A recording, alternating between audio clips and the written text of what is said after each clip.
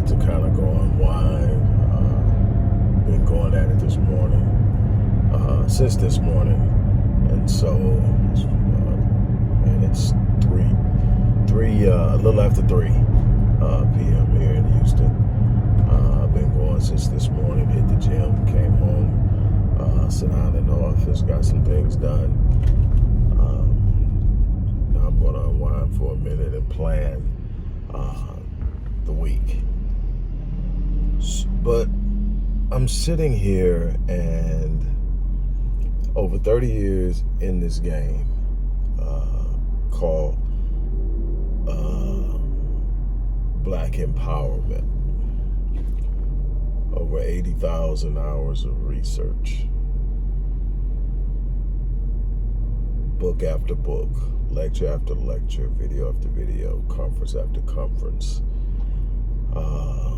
so many advocacy cases I can't even count, where I was contacted and asked to act on behalf of someone. And whenever possible, I do it, and I don't charge for it. Dealt with wrongful convictions, bringing in attorneys, wrongful charges, issues in education, and just having a conversation earlier, and I'm just reminded about how little we know. One of my common themes has always been blacks keep losing. We keep taking L's because we don't know how things work. Now, it's not because we haven't had some unbelievable and remarkable minds give us the game. Carter G. Woodson in the 1930s was giving us the game. Malcolm gave us the game. Marcus gave us the game. Dr. Clark gave us the game. Dr. Yosef Ben Yakinen gave us the game. Dr. Wilson gave us the game. Dr. Naima Akbar gave us the game. Dr. Khalid Muhammad gave us the game. Dr. Chancellor Williams gave us the game. And I can go on and on and on of these unbelievable, remarkably intelligent, and highly strategical minds that gave us the game, and we fumbled the ball. And there's a part of you that sits up and says, someone said something on a post earlier that they really appreciate the people who are still out there, who are willing to go hard in the paint for others outside of their family within the black community. And it was specifically speaking to me, but anyone else as well. And you get those moments where you're going, what the hell am I doing? I'm fighting for people that won't fight for themselves. I'm fighting for people who can't seem to see the urgency in it all. I'm fighting for people who will support and finance their own demise before they'll help and support and finance your work to help them, or to help people like them.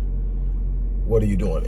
And every time that pops in my head and that question is asked, is I'm living in my purpose. I'm answering the bell. I'm doing the same thing that all of those ancestors, Dr. Welsing, and so many, Dr. Neely Fuller Jr., so many that did it before me did. They answered the bell. They didn't get what they should have got in the way of support, but they answered the bell. I'm no different. I have no right to check out of my responsibility. Now, I have a responsibility ultimately to my family first, so I will never again put my family in jeopardy to do my work and my passion, but I'm going to continue to do it.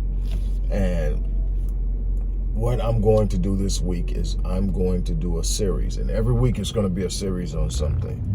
And I'm going to do a series this week. I'm going to make the announcement in the morning because it's a couple of different topics that are really hot right now. Intimate partner violence, black male violence, period, black male and female mental health, depression, suicide, the racial wealth gap. I'm going to cover it all, and I'm going to do series each week. to reflect the research that has been done over the 30 years, what I'm still working on, still doing, to give you guys some insight into what we are facing and what it means, because they sold us so well on individualism that those of us who are in a position to actually do something, that 10%, have actually taken on the mindset, I'm gonna pull myself up, the hell with it. Everybody's going to figure it out, everybody's gonna do it. The thing is, leadership isn't some guy standing behind a podium giving a speech. That's not leadership. Those are symbols and icons they put in front of us to distract us. Leadership are those who sit up and know how and teach others how, so everyone can. You can't sit up and have a mindset that everybody needs to pull themselves up when no one knows how. So somebody has to be that person to say, this is how you do it.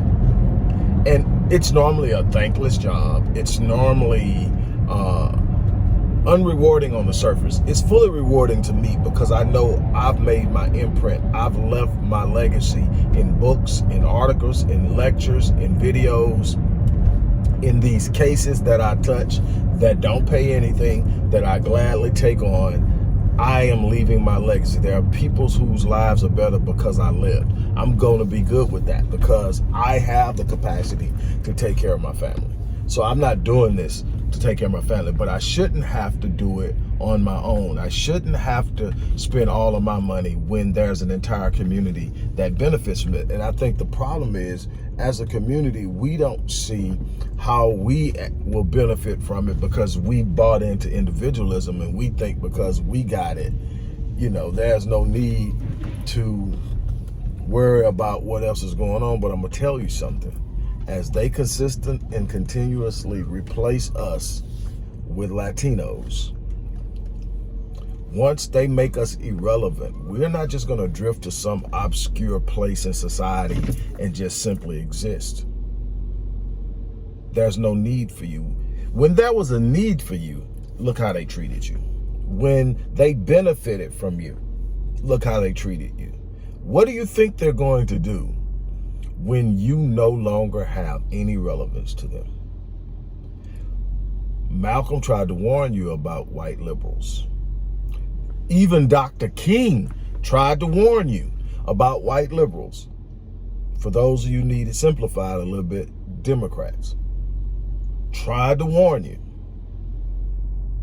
told you what they were doing, and they've consistently done it for the last 60 years. But I'm going to break it down. I'm going to show you too. I'm going to show you step by step exactly what's going on and why it's important that we rally the troops, while we circle the wagons, while we start to build and solidify a space that we can literally economically manage and control. Because if we don't, we will become socially, economically, and politically irrelevant, and thereby a liability. Be very careful in listening to what I'm saying. You don't have to like it, you don't have to agree with it, but you at least need to examine it under the scope of critical thought and then come up with your own idea. But your emotions will not set you free. Your emotions will not create power. How you feel about something has absolutely nothing to do with how it ultimately will turn out. So I'm going to get ready to check out of here, but I just had to stop by. I'm going to do this. I think that it's deserved. I think that it's necessary. So I'm going to do a week by week series. So each week is going to be a series on a specific topic. And I will announce in the morning the first series. We'll start it tomorrow, and I'll give you a video every day with a progressive layout of how we land and fit into these particular areas. I've written on it literally tons. I mean, book after book after book after book, article after article after article, study after study, research, all of that stuff. It's been logged, it's been published, it's been reviewed. It's all out there, but I'm going to break it down to you. I'm going to show you exactly what's going on. We are so far behind, and we've been convinced to work against ourselves. The idea that all of a sudden the affluent, see, that's this thing that we used to call the talented 10th. And the talented 10th were the ones who were mobile, intellectuals, successful. And the talented 10th was misused, and we allowed ourselves to be misused. We allowed ourselves to be paraded in front of the other 90% and saying, if they can do it, why can't you? And we allowed that to happen. And then we bought into it and said, man, look, this is what I'm going to do. This is what I'm going to do. I am going to go out there. I'm gonna look after me. I'm gonna get mine. Whoever gonna get, they were gonna get theirs. And you don't realize, as a part of the talented 10th wasn't meant to stand out and be lauded over the 90. The talented 10th was the mirror for the 90 to look into, to discover who they were, to understand the power within, to be able to see it is possible, to be able to understand. But now there's this classism amongst us. You know, we think that because we know something or we've got something. Malcolm again told us and warned us about this. Be very careful how you handle people who don't know what you know, because at one point in time, you didn't know it either. He warned us about this. He saw it. He predicted it. He gave it to us and we missed it. So I'm going to break it down to you. We have a responsibility to one another.